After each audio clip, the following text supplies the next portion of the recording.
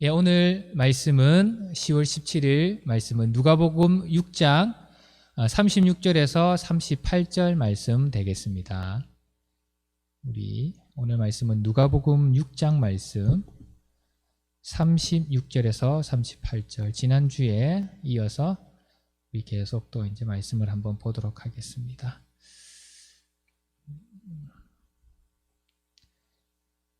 3절이죠. 3절이라서 우리가 한번 같이 읽으면 될 것 같아요. 많지 않아서 같이 한번 읽도록 하겠습니다. 시작.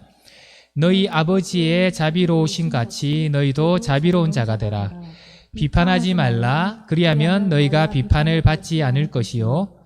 정죄하지 말라. 그리하면 너희가 정죄를 받지 아니할 것이요.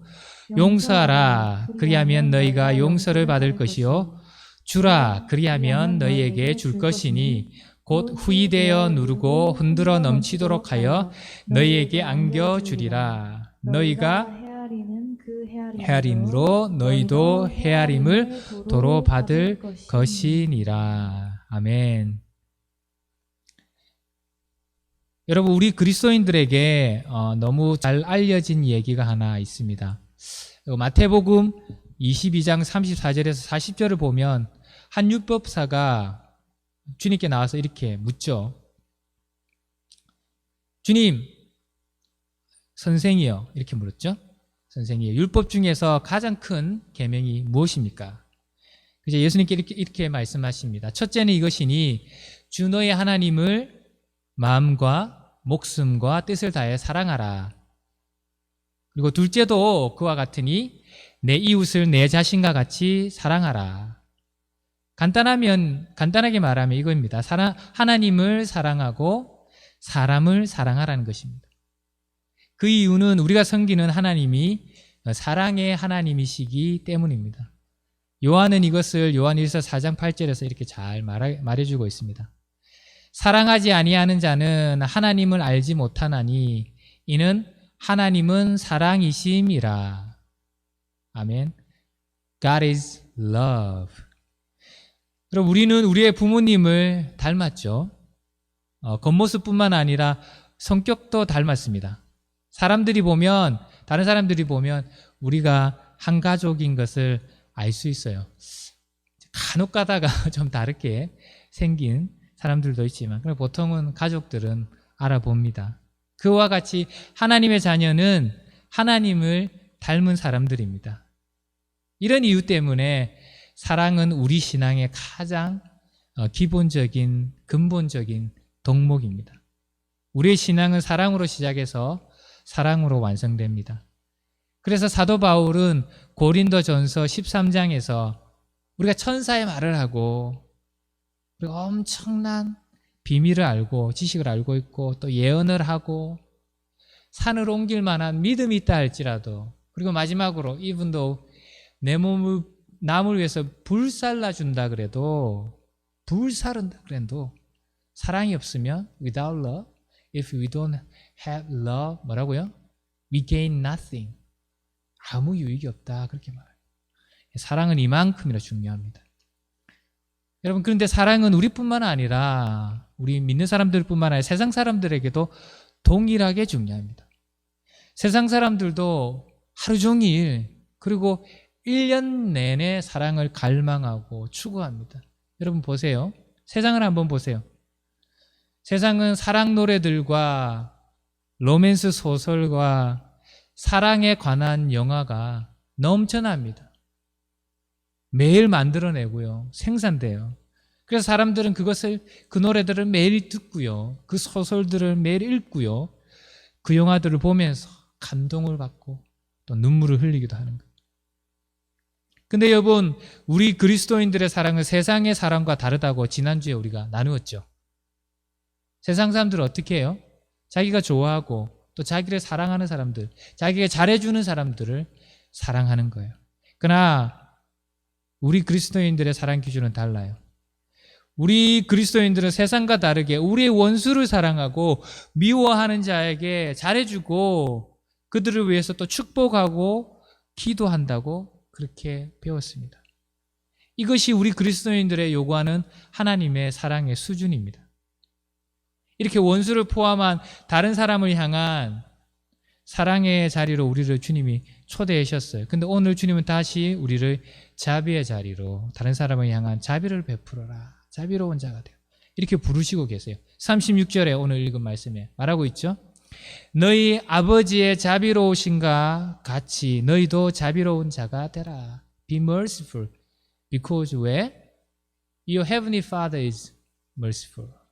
너희 하나님 아버지가 자비로우신 분이다. 여러분, 근데 여러분, 이번도 마찬가지로 우리에게 부탁하는 게 아니에요. 그렇게 해줄 수 있냐? If you don't mind. 그런 게 아니에요, 여러분. 요청하는 게 아니고 뭐예요? command, 명령하고 계세요. 우리가 선택할 수 있는 게 아니에요, 여러분. 우리가 좋으면 하고 싫으면 할 수 없는 그런 게 아니에요. 그리고 또한 그 이유는 우리 하나님 아버지가 자비의 하나님 아버지라고 아버지이시기 때문이라고 말합니다. 그래서 논리적으로 당연한 거잖아요. 하나님의 자녀는 하나님의 성품을 닮아야 하잖아요. 우리가 우리 육신의 부모님을 닮듯이 말이에요. 여러분, 그런데 사랑에는 이 자비가 포함되어 있습니다. 하나님은 예수 제자, 곧 우리죠. 저희 그리스도인이 다른 사람에게 자비로워야 한다. 그렇게 말합니다. 지난주 본문은 우리가 다른 사람들을 어떻게 대해야 되는가, treat other people, 그거를 말했다면 오늘 본문은 우리가 다른 사람들에게 어떻게 반응해야 되는가, respond 하는 거, how to respond to others, 그걸 말하고 있어요. 그것으로 관심이 바뀌고 있습니다. 하나님은 자신이 그런 것처럼 다른 사람들에게 자비를 베풀 것을 요구하십니다. 여러분, 그러면 우리가 자비로운 사람이 어떤 사람인지 알아야 되겠죠. 그럼 자비로운 사람들은 어떤 사람들입니까? 자비로운 것은 다른 사람들에게 어떻게 표현되어집니까? 나타납니까? 주님은 오늘 그것을 이 본문을 통해서 두 가지 부정적인 모습과 또 두 가지 긍정적인 모습을 통해서 우리에게 가르쳐주고 있습니다. 그래서 오늘 이 말씀을 통해서 주님이 우리에게 주시는 그 말씀을 한번 나누도록 하겠습니다. 우선 자비는 다른 사람을 비판하지 않고 정죄하지 않는 것으로 표현됩니다. 37절에 이렇게 말씀하고 있죠. 비판하지 말라. 그리하면 너희가 비판을 받을 것이요. 정죄하지 말라. 그리하면 너희가 정죄를 받지 않을 것이요. 여러분, 지금 우리가 살고 있는 세상은 개인의 자유와 권리가 가장 어떻게 보면 최상치로 보장되고 있는, 또 강조되고 있는 그런 세상을 살고 있어요. 여러분, 우리는 얼마든지 나의 의견을 말하고 표현할 자유와 권리가 있어요. 그리고 지금 세상은 그런 사람들을 쳐줘요. 인정해줘요. 저 사람 정말 용기가 있고 소신이 있다. 그래서 여러분, 나와 다른 의견을 가진 사람이 있으면 우리는 지금 세상은 여러분 거침없이 비판하고 정죄합니다. 여러분, 요즘은 특히 소셜미디어의 발달로 이런 경향이 점점 좀 심해지는 것 같아요. 사람들이 이제 공개적으로 쉽게 서로 상대방을 비판하고 정죄하고 싸웁니다. 유튜브 보면 여러분 한번 들어보세요. 자기의 주장을 드러내고 다른 사람들을 비판하고 정죄하고 행동들은 얼마나 많은지 몰라요. 또 그것을 통해서 또 안 좋게 사용하는 경우도 우리가 많이 보죠. 왜냐하면 지금 유튜브가 돈과 연결이 된 게 있어요. 여러분, 이에 대해서 성경 우리에게 조심할 것을 오늘 명령하고 있지 않습니까? 남들을 함부로 비판하지 마라. 정죄하지 말라. 근데 여러분, 우리는 오늘 이 말씀을 오해해서는 안 됩니다. 이 말씀은 사람들이 성경에서 잘못 이해하거나 잘못 적용하는 말씀 중에 하나예요. 특별히 여기서 비판하지 말라고 한 것은 윤리적으로 도덕적으로 올바른 평가하는 것을 그만두라는 말은 또 아니에요, 여러분. 우리가 그러면 도덕적으로 윤리적으로 올바른 이밸류에이션 하는 것을 하지 말아야 된다, 그것을 말하는 것은 아니라는 거예요. 여러분, 우리가 지난주에 배웠잖아요. 우리가 말씀을 바르게 해석하려면 그 말씀만, 그 구절만 딱 떼내면 안 돼요. 여러분, 우리가 성경을 읽다 보면 좀 난해한 성경 말씀들이 간혹 나오는데 그것을 최대한 우리가 바르게 해석하려면 그 말씀이 들어있는 본문 안에서 해석해야 가장 바르게 해석할 수 있습니다. 지난주에 우리가 네 뺨을 누군가 때리면 다른 뺨을 돌려대라. 여러분, 그것을 그 본문 안에서 봐야지 그 말씀만 떼내어서 보면, 그러면 여러분 우리가 길을 가고 지나가고 있는데 지난주에도 나누었지만 우리 뺨을 누가 때리면 돌려대야 됩니까? 아니죠. 본문 안에서 그것이 왜 그 말을 했는가를 봐야 되죠. 여러분 그 뒤에 보면 나중에 예수님도 십자가에 지시기 전에 빌라도에 불려갔을 때 그 군병들이 뺨을 때리잖아요. 저주하면서 욕하잖아요. 그럼 예수님이 여기 있습니다. 오른뺨 들려댔다고 성경 말하지 않아요. 예수님 말해서 네가 왜 내가 네한테 잘못한 것이 없는데 내 뺨을 때리느냐. 주님이 그렇게 말했어요. 주님이 그렇게 말해놓고 뺨을 그렇게 안 돌려댔다고. 그리고 여러분 마태복음을 보면 주님이 그렇게 말씀하죠. 만약에 너의 눈이 죄를 짓거든 네 눈을 뽑아내라. 너의 다리가 손이 죄를 짓거든 잘라내라. 여러분 그 말씀만 그냥 딱 떼내서 그러면 우리가 그 말씀대로 똑같이 지켜야 됩니까? 그러면 여러분 우리를 포함해서 그리스도인들 중에서 정상인 사람이 아무도 없을 거예요. 왜? 우리는 모두 죄를 짓기 때문에. 눈과 입과 손과 발로 죄를 짓기 때문에. 그러나 그 말씀이 그 들어있는 문맥 속에서 무엇을 말하면서 주님께서 그것을 말씀하셨는가를 봐야 된다는 거죠. 주님께서 죄를 말씀하셔서 우리가 사람들이 죄 짓는 것을 말씀하시면서 죄의 심각성을 우리에게 얼마나 너희가 죄를 심각하게 생각해야 되는가를 말씀하기 위해서 그 말씀을 주신 거잖아요. 왜냐하면 여러분 오늘날 현대 사람들이 얼마나 죄를 쉽게 생각합니까? 한번 죄 짓는 것을 너무 쉽게 생각해요. 주님께서 그 예를 들면서 쉽게 생각하면 안 된다고 말씀하고 있는 것이 아닙니까? 그렇습니다, 여러분. 오늘 여기서 주님께서 또 비판하지 말라, 정죄하지 말라고 한 것이 우리의 윤리적 판단을, 올바른 평가를 완전히 포기하라는 것이 아닙니다. 성경은 그렇게 말하지 않아요. 그것과 같이 그 예로 예수님도 조금 뒤에 6장에 보면 이 설교에서 이어지는 설교에서 보면 그의 제자들이 사람들을 그들의 열매로 판단하라고 또 가르치고 있어요. 너희는 사람들을 판단할 때 그 사람들의 삶을 보고 열매를 보고 판단하라. 그리고 사도 바울도 고린도전서 5장 11절 12절에서 강하게 가르치고 있지 않습니까? 이제 내가 너에게 쓴 것은 만일 어떤 형제라 일컫는 자가 예수 믿는다고 하면서 음행하거나 탐욕을 부리거나 우상 숭배를 하거나 모욕하거나 술 취하거나 속여 빼앗거든 사귀지도 말고 그런 자와는 함께 먹지도 말라 함이라. 예수 믿는다고 하면서 그런 사람들하고 그렇게 행동하면 교제하지 말래요.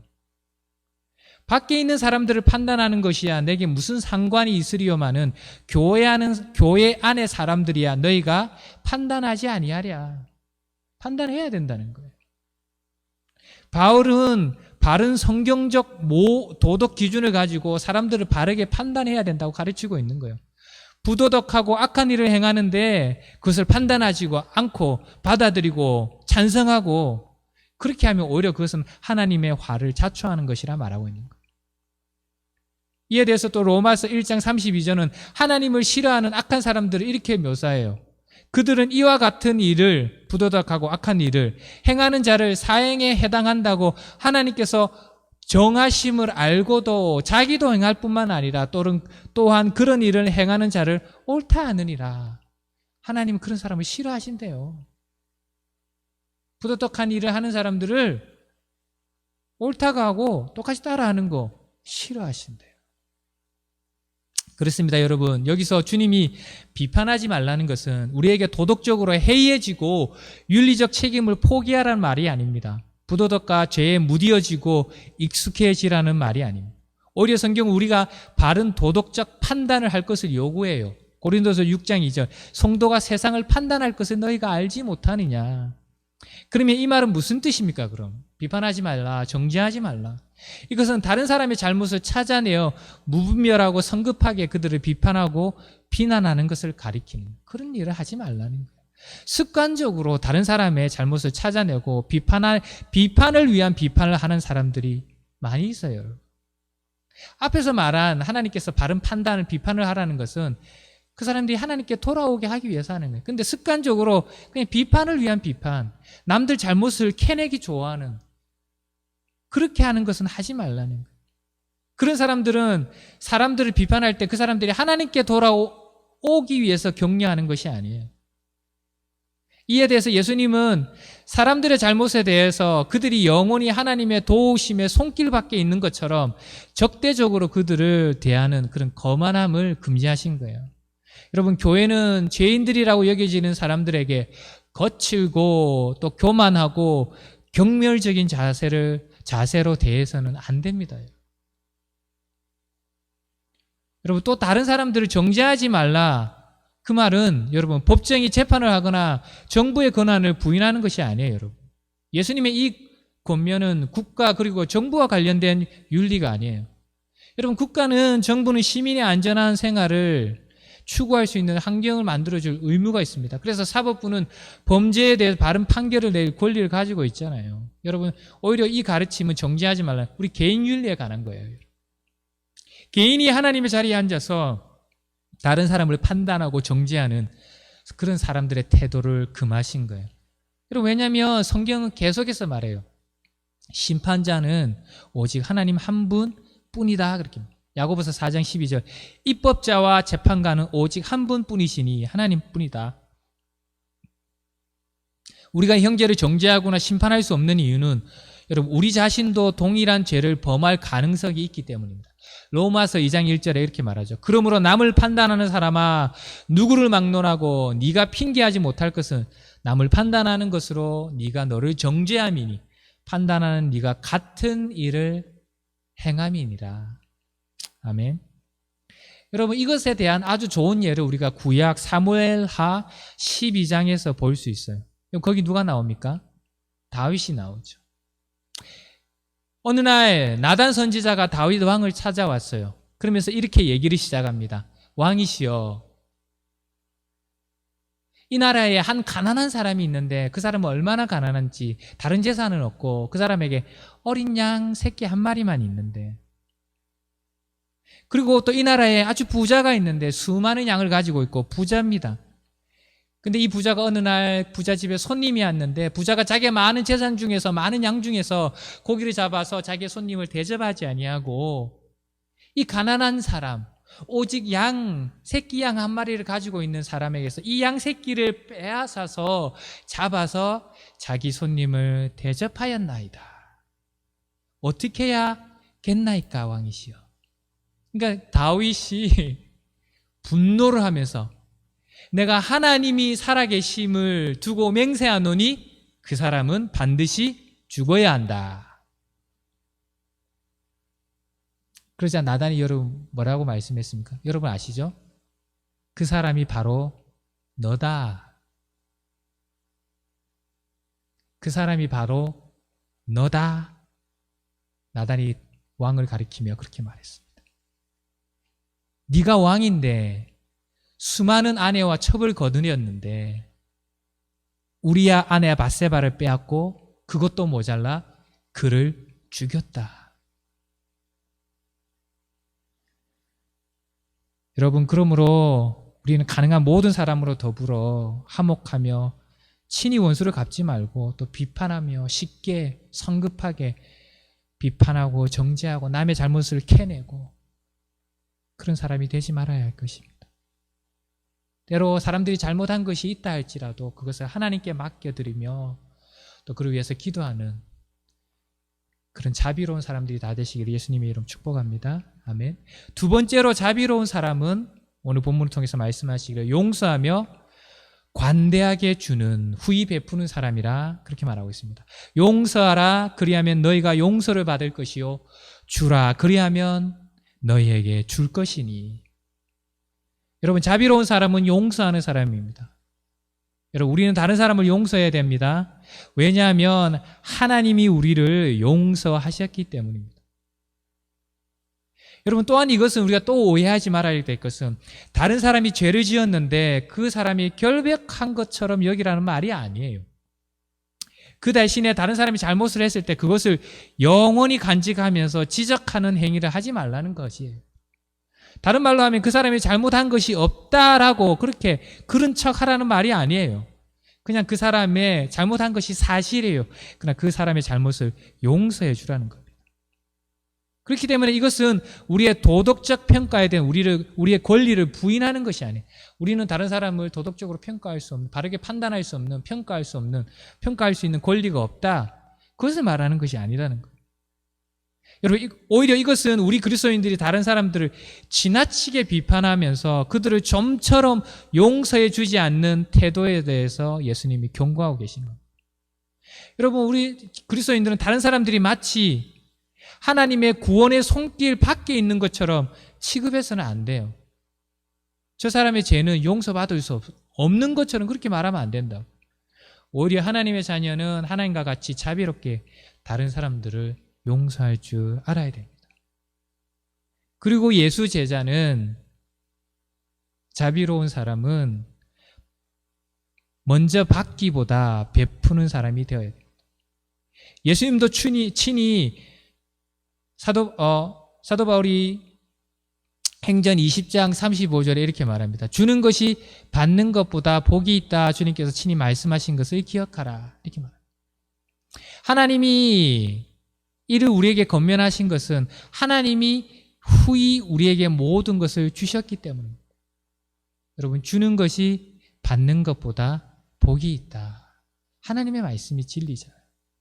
여러분, 여기에 쓰인 주다라는 헬라어는 요한복음 3장 16절에 하나님께서 독생자를 주셨다라는 동사와 같습니다. 여러분, 이렇게 하나님 아버지는 우리를 위해서 독생자 하나밖에 없는 아들을 주셨잖아요. 그 말은 무슨 말이에요? 다 주신 거잖아요. 그렇기 때문에 하나님은 당신처럼 후히 주는 자를 높여주십니다. 사랑하실. 여러분, 마지막으로 우리가 잘 알고 있는 이솝우화를 하나 나누고 싶습니다. 여러분, 아마 여우와 두루미 이야기를 알고 계실 거예요.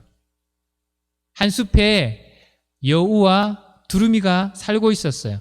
그들은 친구가 되었어요. 그래서 어느 날 여우가 두루미를 자기 집으로 저녁 식사 초대를 했어요. 그러자 두루미는 기쁜 마음으로 여우 친구 집으로 갔습니다. 그래서 여우가 수프를 끓여서 두루미에게 음식을 대접하는데 아주 플랫한, 넓적한 접시에 담아서 두루미 앞에 내놓았습니다. 그러면서 여우가 이렇게 말하죠. 친구야, 내가 정성껏 끓인 수프야. 맛있게 먹어. 그러나 여러분 다 알다시피 두루미는 부리가 아주 뾰족하고 길잖아요. 수프를 먹을 수 없는 거예요. 그 접시만 그냥 콕콕 찍고 있었습니다. 그러자 여우가 이렇게 말하죠. 너 벌써 수프 안 좋아하니? 하나도 안 먹었네? 그러면서 여우는 두루미의 수프 접시를 자기 앞으로 가져와서 깨끗하게 맛있게 두루미가 보는 데서 먹었습니다. 며칠 뒤 이번에는 두루미가 여우를 초대했습니다. 자기 집으로 저녁 식사. 여우도 즐거운 마음으로 두루미의 집으로 갔잖아요. 두루미는 맛있는 음식을 이것저것 만들어서 목이 긴 호리병에 담아서 여우 앞에 이렇게 디스플레이 놓았습니다. 그러면서 이렇게 말했습니다. 두루미가 여우에게. 친구야, 내가 너를 위해서 맛있게 만든 음식이야. 맛있게 먹어. 많이 먹어. 그러나 여우는 병 속에 담긴 음식을 먹을 수 없어서 코로 냄새만 맡았습니다. 그러자 두루미가 여우 앞에 놓인 병을 끌어다가 병 속에 자기의 긴 부리를 넣어서 맛있게 다 먹었습니다. 여우가 보는 앞에서. 그러자 여우가 화가 잔뜩 나서 이렇게 친구 두루미에게 물었습니다. 야, 두루미, 내 주둥이가 짧은 것을 알면서도 이렇게 목이 긴 병에 음식을 담아주는 이유가 뭐야? 그자 두루미가 이렇게 대답했잖아요. 그럼 너는 왜 지난번에 내 주둥이가 이렇게 입이 긴 것을 알면서도 납작한 접시에 음식을 담아주었니? 여우는 자기가 한 행동이 부끄러워서 얼굴이 빨개지면서 아무 말도 할 수 없었다고 합니다. 여러분, 오늘 주님은 이 가르침을 이렇게 결론 짓고 있습니다. 38절에 너희가 헤아리는 그 헤아림으로 너희도 헤아림을 도로 받을 것이니라. 아멘. 사랑하는 여러분, 우리가 섬기는 하나님은 자비로운 하나님이십니다. 그 주님이 지금 우리를 부르시며 내가 자비로우니 너희도 다른 사람들에게 자비로운 자가 되라, 그렇게 말씀하십니다. 사랑하는 여러분, 주님은 오늘 이 비판과 정죄가 가득한 또 그것을 칭찬하는 이 세상 속에서 쉽게 비판하며 정죄함으로 우리가 하나님의 자리에 앉지 말라고 우리를 부르시고 계십니다. 사랑하는 여러분, 너무나 사람들이 서로를 미워하고 헐뜯고 하나님의 이름으로, 때때로 이분도 하나님의 이름으로, 그리고 사랑의 이름으로 다른 사람들을 비판하고 정죄하고 있는 이 혼란한 세상 속에서 하나님은 우리를 부르셔서 너희는 다른 사람들을, 형제자매들을 용서하고 어렵고 힘든 사람들에게 주고 후히 베푸는 사람들이 되라 오늘 우리를 부르시고 계십니다. 주님, 그 음성에 응답하여서 하나님 앞에 후히 주고 또 용서하며 비판하지 않으며 정죄하지 않는 자비로운 사람으로 하나님 앞에 나아가시는 우리 모두가 되시기를 예수님의 이름으로 간절히 기도드립니다. 아멘. 기도하겠습니다. 할렐루야. 하나님 아버지 감사합니다. 오늘 누가복음 6장 말씀을 통하여서 내가 자비롭다. 그러니 너희는 나의 자녀이니 너희 모두는 나의 아들과 딸들이니 너희도 이 세상 가운데서 사람들에게, 다른 사람들에게, 형제자매들에게 자비로운 자들이 되라. 주님께서 오늘 우리에게 그렇게 부르시고 계십니다. 그 자비로운 사람들은 쉽게 다른 사람들의 잘못을 비판하고 정죄하는 자가 아니고 오히려 용서하며 어렵고 힘들고 도움이 필요한 사람들에게 관대하게 후히 베풀어 주는 자들이다. 주님, 오늘 그 말씀을 저희가 받았습니다. 하나님, 받는 것 중요합니다. 그러나 더 중요한 것은 이번 한 주간 살아갈 때 하나님, 이 말씀을 우리가 붙들고 살아가게 하시고 이 말씀이 우리의 삶을 이끌고 갈 수 있도록 주님 도와주셔서 이 말씀과 씨름하며 이 이기적인 세상, 점점 더 이기적이고 더 자기만을 위하고 더 물질을 추구하는 이 세상 가운데서 정말 믿음으로 말씀을 지킴으로 살아가는 것이 힘들지만, 그러나 하나님, 우리가 하나님의 도움을 구하고 성령의 충만함을 받아서 이 말씀대로 살아가는 저희가 다 될 수 있도록, 그래서 자비로우신 하나님께 영광 올려드리고 또 우리의 부족하지만 우리의 그 자비로운 삶을 통하여서 하나님을 닮아서 자비로운 삶을 통해서 이 세상 사람들이 하나님 앞에 영광 올려드리는 우리 삶이 다 될 수 있도록 축복하여 주시옵소서. 감사를 드리며 예수님의 이름으로 기도합니다. 아멘.